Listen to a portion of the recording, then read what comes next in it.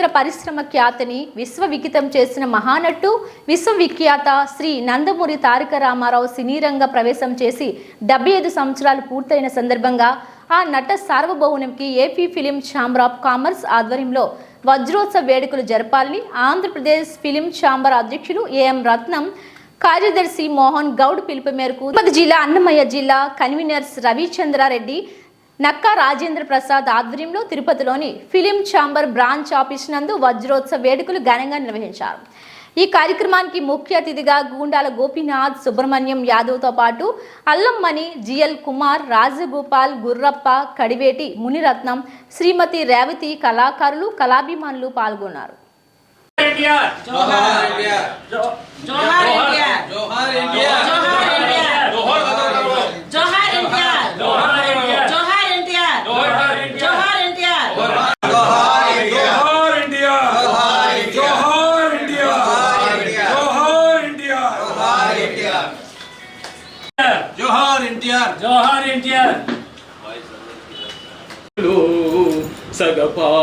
సగపాలిమ్మనిరి అటుల ఇష్టపడవయే నీకు తోచినట్లు మనుకుమా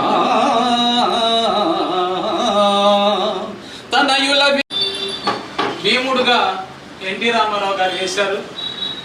అక్కడ తన భార్యను పరాభవించేటువంటి పరిస్థితిని చూసినటువంటి భీముడు మదమధోన్మత్త దుర్యోధన, నీ దురహంకారానికి తగిన ప్రతీకారం చేస్తాను.